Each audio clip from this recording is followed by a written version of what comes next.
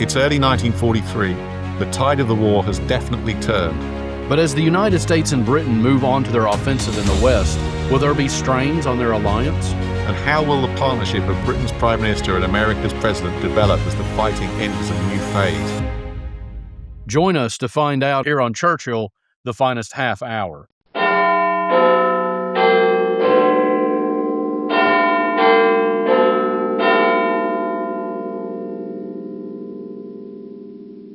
Welcome to another episode of Churchill, the finest half hour. I'm Professor Richard Toye, and with me, as ever, is the brilliant Dr. Warren Dockter. And you're pretty brilliant yourself, Richard. Thank you. Very kind. We were talking last time about how you were going to do a eulogy to me, but you don't have to wait till I'm dead. Anyway, so the year 1943 marked the transformation in some ways of the Anglo-American special relationship from a kind of courtship through to a strained negotiation period. And so 1942 had concluded with the euphoria of the end of the beginning, as Churchill called it, following the victory at El Alamein.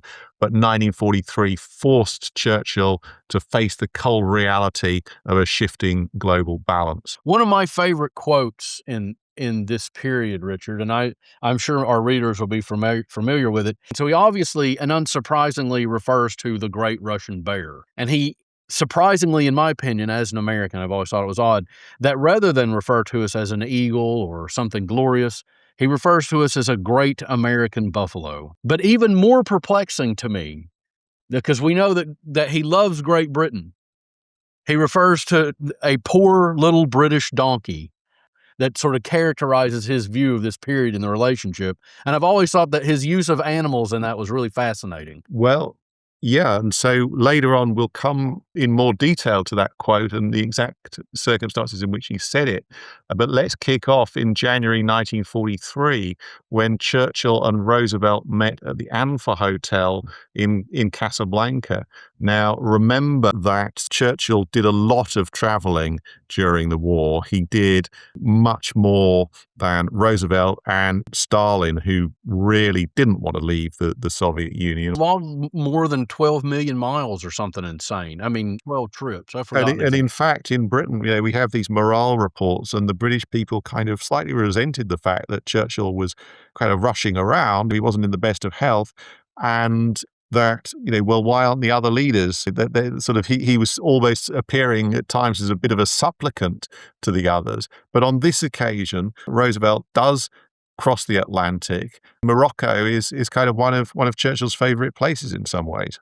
That's right. He would often go there and paint, and he had always enjoyed it. And also, I mean, it's interesting, as we're pulling out of the North African landings and Operation Torch, this is a great moment for everyone to come together, and eventually they do at Casablanca.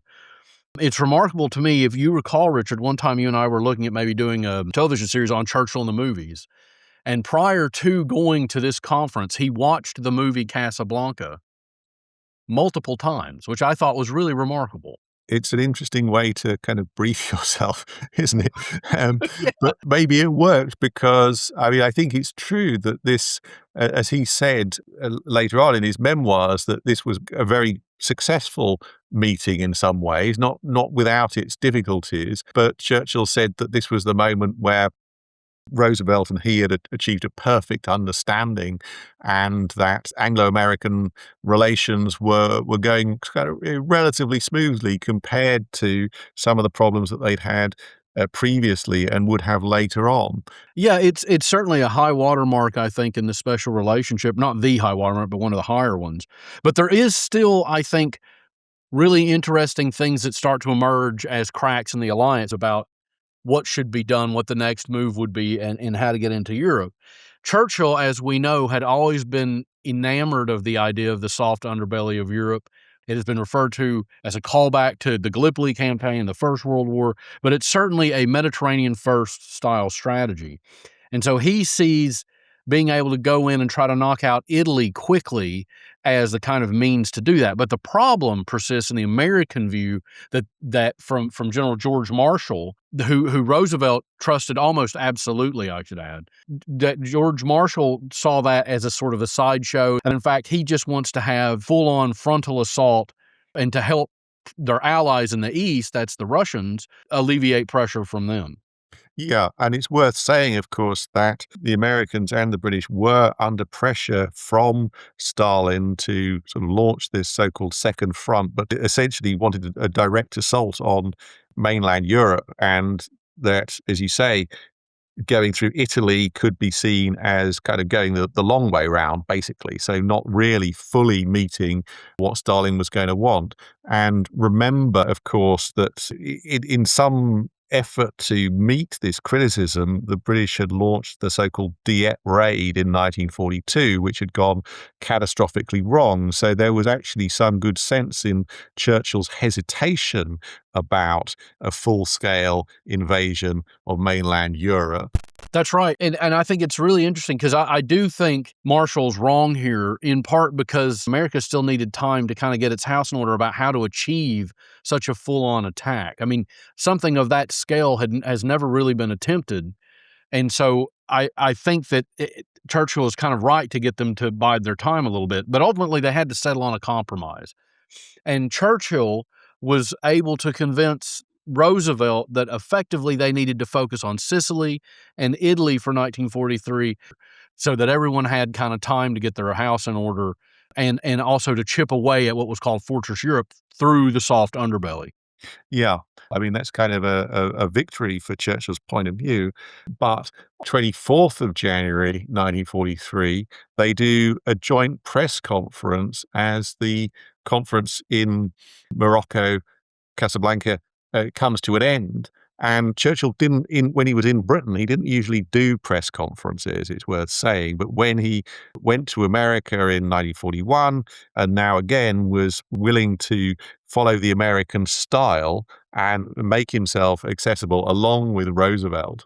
And what catches Churchill very much by surprise is that Roosevelt says that the Allies would accept nothing less than unconditional surrender from Germany, Italy, and Japan. And Churchill is kind of, they haven't discussed this before. I mean, it's an interesting question about whether Roosevelt was trying to bounce Churchill or whether he did this off the cuff. We don't really know. Churchill sort of comes in and sort of says, oh yes, I completely agree with this because anything else would obviously be disastrous from a public relations perspective. But he's really not completely happy with that. No, but since he was caught off guard with this and kind of leaned into it for the sake of optics and for the sake of the special relationship, how did the British people feel? Well, I think they were sort of not necessarily against unconditional surrender. I mean, it sort of sounds tough and this kind of thing we associate with Churchill's personality, really. The domestic reports show, and this is fairly typical of British opinion. There's this sort of demand for sort of action, not words, but perhaps slightly unfair frustration, which was coming from the British people, who, of course, wanted the war to be over as soon as possible. And Churchill's job very often was to really say, look, this is a kind of a long haul thing. We believe we're going to get victory, but we don't know when that's going to happen. I suspect as well that Roosevelt probably felt political pressure from Americans at home in demanding unconditional surrender after the attack on Pearl Harbor.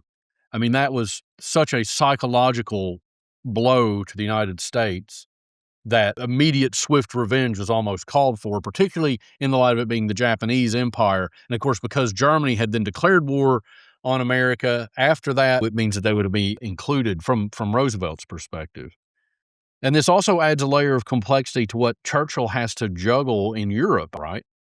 Absolutely. Remember, there were also some French people present in Casablanca. General de Gaulle was there. We know about him, leader of the Free French, but also General Henri Giraud, who Roosevelt, who really kind of hated de Gaulle, was trying to promote as alternative leader of the Free French. And there's this sort of forced public awkward handshake between Giraud and de Gaulle. And you can see in the pictures that this is not a comfortable moment really for anybody very much, but it's a triumph for Roosevelt. And Churchill sees it as this sort of hateful necessity to manage the French, but very much at the behest of Roosevelt. So again, he is bowing to an extent, at any rate, to Roosevelt's wishes and to Roosevelt's pressure. And so after the Casablanca conference, And after the inspector had rounded up all the usual suspects, that's a film reference. The next time Churchill and Roosevelt were together was actually back in Washington, D.C. at the White House in May 1943. That's right. And remember that we previously talked about Churchill's address to Congress in 1941, which is the famous one, but he actually gave another address to a joint session of Congress now. And this was in many ways an equally successful speech, not because it was so well remembered, but because of its political effect, because he was worried about the so-called Pacific First lobby that wanted to divert military resources away from Europe. Right. And as I had mentioned earlier, you can see that Roosevelt would have been under a lot of pressure from Americans, particularly pointing towards the East. So it would be very important for Churchill to help Roosevelt deal with that. And so you could see that this speech from Churchill is going to have an enormous effect across the American political landscape. That's right. And I think what's different about this speech from many of this type that sort of senators and congressmen would have been used to hearing is they're used to the very, how shall I say, display kind of speech, saying nice words and lovely sounding phrases. Whereas what Churchill does is actually kind of come up with a more parliamentary speech. That is to say, he's actually trying to persuade people of a specific course of action, which is not what really people are used to, but it does seem to work. So what he's trying to do is he kind of uses statistics to attack the idea that Britain would sort of slacken after the defeat of Germany. He says, let no one suggest that we British have not at least as great an interest as the United States in the unflinching and relentless waging of war against Japan. So he's saying we'll be there for you after the defeat of Germany. And again, reaches this great emotional climax where the rhetoric really does come in, will be side by side with you while there is breath, bodies, and while blood flows in our veins. So this goes down really actually very well with the legislators who are present and beyond in the media. Right. I think the American media even acclaimed across the board that it was a masterpiece. Imagine that today. All papers said that it was brilliant. That's never going to happen. But it's interesting to me that you can see even the embassy, the British embassy, reported back to London that there was strong favorable impression on the public at large. And I think Churchill was able to kind of seal the special relationship bonds in that speech, at least in the American mind. Yeah, absolutely. And I think we see that in the reaction of the sort of Chicago Tribune, which sort of stands in for a lot of isolationist or former isolationist opinion, who are now, yes, we need to fight the war, but we've still got a lot of gripes with Roosevelt, don't like the New Deal and its legacy.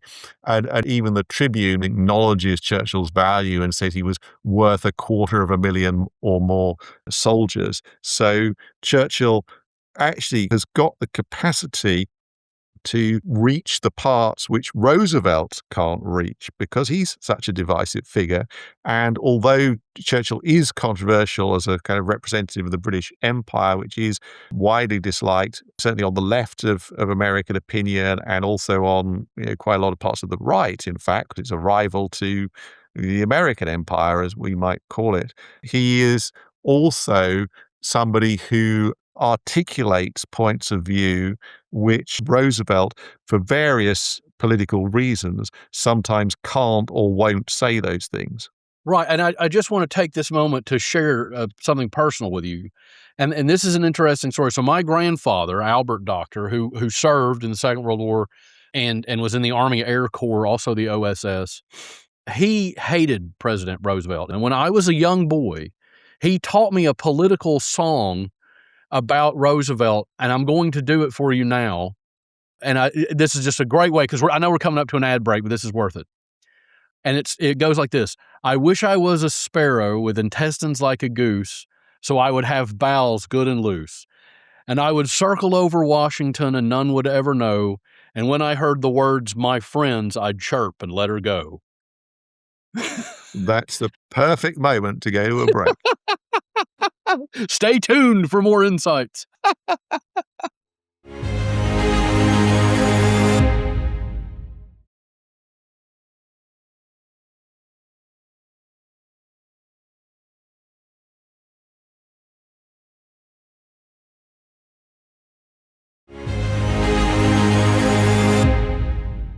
Welcome back to Churchill, the Finest Half Hour. And with me as ever is my intrepid adventurer friend, Professor Richard Toye. And we were just talking about 1943 and Churchill, Roosevelt, and the special relationship, which brings us straight into the kind of friction that is coming from Quebec. Yeah, so we kind of see the first major cracks in what you might call Churchill-Roosevelt marriage in the summer of 1943 in this conference at Quebec, where the Canadians are the hosts, but perhaps a little bit unsurprisingly, they are rather sidelined. And here, this is a key issue, the question of atomic secrets, because remember that a lot of the initial science for what became the famous Manhattan Project was being done in Britain had been passed pretty much wholesale to the Americans because they were the ones who had this is a great opportunity for you to talk about Tennessee, because they were the ones who were able to build the incredibly expensive infrastructure which was needed to actually turn the idea of the atomic bomb into reality. That's right. And as you say, Richard, I'm in Knoxville currently, which is very close to Oak Ridge, which is where a lot of the early scientific work was done before it was moved out to Los Alamos, the Manhattan Project. And it took an enormous amount of research. It was called the Secret City. They found a place in Tennessee that was deeply unpopulated and literally built a secret city, the city behind a fence, it was called. Richard and I actually had the privilege to go there and see the Museum of American Science and Energy. And this is a literal physical example of East Tennessee playing its part in world-changing events. I also like to think that this is also a direct connection between Winston Churchill and Tennessee, and it has to do with the tube alloy program. Right. So tube alloys is the code name for the secret atomic project the British use. And at this Quebec meeting, Churchill seems to get what he wants because he gets an agreement called, unsurprisingly, the Quebec Agreement, which ensured that the Americans and the British would not use the atomic bomb against each other or without mutual consent. And in other words, Churchill thinks that he's locked Roosevelt into ongoing atomic cooperation. But this is the kind of thing which, just because Roosevelt has said it to Churchill, is not necessarily going to be adhered to by other people, particularly after Roosevelt's death. So this is something which is not a flashpoint in 1943, becomes kind of a running sore issue for the British later on when they fear that the Americans aren't actually living up to what has been agreed in terms of giving the British the full share of the technology and the cooperation that the British want. There's also, of course, another long-running issue between Roosevelt and Churchill to do with decolonization regarding the British Empire in India. And of course, Churchill had always maintained, I mean, he was a liberal imperialist. You should read, this is a great point to endorse Richard's book, Churchill's Empire. But Churchill was always very vociferously pro the British being in India and said that he would not preside over the liquidation of the British Empire. He was very clear about that point. This is something that, of course, was diametrically opposed to FDR and his anti-colonial stance. And so there's a running friction there as well between the two of them. But another thing that I think is really interesting at the Quebec conference is this idea of a common form of citizenship. Well, it's actually worth saying, of course, that Churchill gave this famous speech in September 1943 at Harvard, where he kind of articulates that idea publicly. And to some extent, he's distancing himself from British imperialism in its full sense, because he's saying the future empires will be kind of the empires of the mind, perhaps as a slightly sort of vague statement. But he does make this idea. Remember, he quite liked doing this. Back in 1940, he proposed, or at least gone along with, the idea of merging Britain and France into one country with joint citizenship. It appealed to his sense of the dramatic. And so again, he kind of articulates this view, this time for a sort of British and American citizenship. But he does get pushback, particularly from the vice president, Henry Wallace. He has some direct confrontations with Churchill because he thinks that Churchill is promoting Anglo-Saxon superiority, as he calls it. And Churchill is pretty blunt about it. He says, "Well, we are superior." That's his whole conception about the sort of civilizational superiority of the peoples who he calls the English-speaking peoples. Well, and it's an idea, of course, he falls in love with. As we see later, he writes a history of the English-speaking peoples in 4 volumes. And so I think that you can see him echoing this, but he has to kind of be cautious because the next conference we find ourselves at, of course, is Tehran, and that's November 1943. So you have the usual suspects of Churchill, FDR, but for the first time, Stalin is there, and we have the first meeting of the big 3. Yeah, that's right. That's right. So I think it's kind of worth saying about the Tehran Conference, of course, that the people who tend to get forgotten in that story are actually the Iranians. And a few years ago, before the outbreak of the war in Ukraine, the British and Russian ambassadors actually went and did a photo op at the embassy where key meetings had taken place. It seemed like a sort of an innocent enough thing in perhaps British and Russian eyes, but to Iranians, this was kind of reliving the imperialism, the sort of carving up of the world. That's what the Tehran Conference represents to them. So some things which kind of get celebrated in Anglo-American culture and even in Russian culture are, as far as people in Tehran now, are actually kind of super controversial. Yeah, I've always found that really interesting that even it's not even the current regime of Iran, but even when it was still under the Shah, they didn't particularly like this meeting and what this meeting represented. But for our purposes as historians, what I find really interesting here is FDR makes a very clear pivot away from Churchill and towards Stalin. I mean, he recognizes who the real power player is and changes his view. Yeah, and I mean, this is kind of where people who see FDR as naive will get a lot of their ammunition, if you like, in that both he and Churchill thought that they could win Stalin over through sort of personal charm, and they both tried it. So it certainly wasn't just Roosevelt who did this, but in a sense, there's a crass element to what Roosevelt does in the way in which he tries to charm Stalin is to mock or belittle Churchill by kind of ganging up with Stalin against him. And he kind of is sort of refusing Churchill's requests for bilateral meetings, which might help them coordinate their line with the Russians. And they kind of say sort of quite outrageous stuff at dinner about shooting thousands of German officers out of hand when the war comes to an end, which Churchill justifiably finds outrageous. And, well, Roosevelt may be saying that in fun, but of course Stalin is somebody who was perfectly happy to have thousands of people shot out of hand.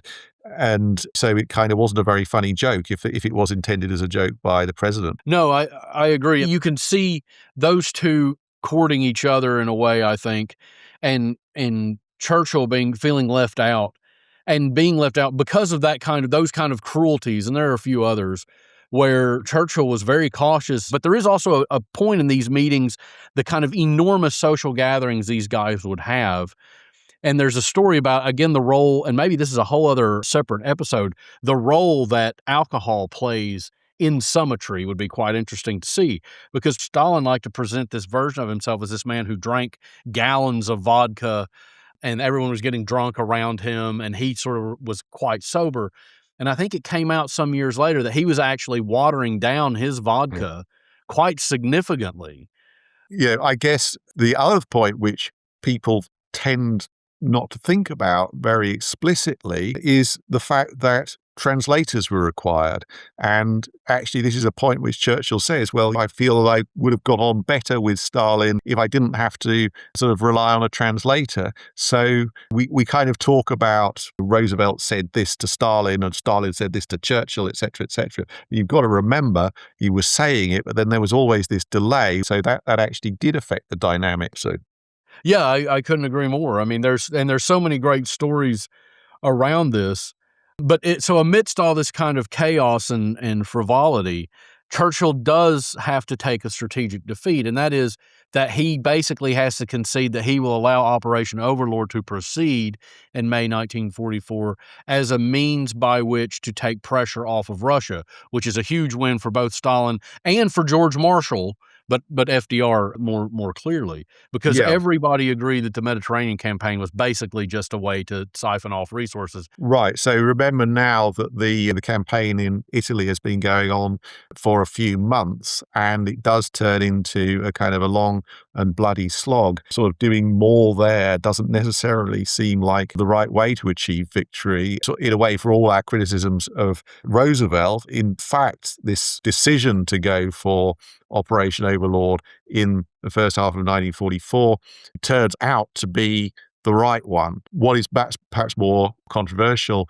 is the fact that Churchill was forced to accept the so-called Curzon Line, named after the British Foreign Secretary after World War I, as Poland's eastern border, which ceded territory to Stalin, which is again a way of keeping Stalin sweet. There was obviously some realism playing into this, because this was area where Stalin was likely to be able to sort of conquer directly anyway.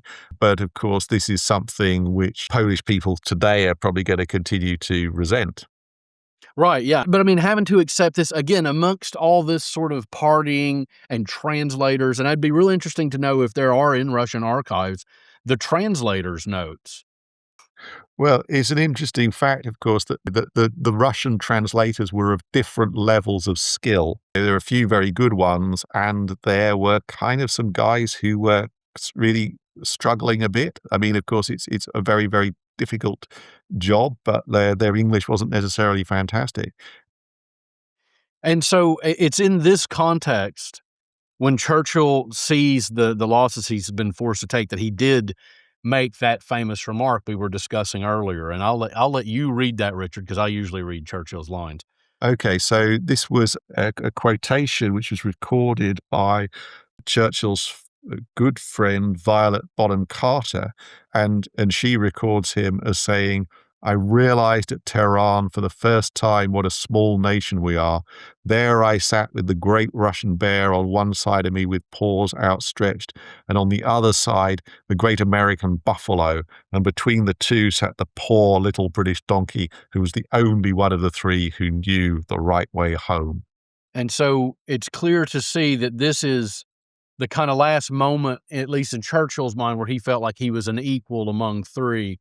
Absolutely. And so kind of by December 1943, by the time that Churchill has come home from Tehran, the Anglo-American relationship has been redefined, and this kind of marriage between Churchill and Roosevelt survived. But Churchill knew that the situation had changed, and that whereas previously, when Britain had been alone and Churchill was acting as suitor to Roosevelt, he'd achieved this great success in 1941 with the cementing of a new Anglo-American alliance in the aftermath of Pearl Harbor. And from now on, the British were going to be taking a backseat to the Americans in the world of the new two emerging superpowers, the USA and the USSR. 1943 has been a year of progress for the Allies. But Britain's influence is diminishing as the Soviet Union and the United States emerge as dominant forces. How will Winston Churchill attempt to preserve Britain's status and his relationship with President Roosevelt? Find out next time here on Churchill, the Finest Half Hour. And in the meantime, KBO.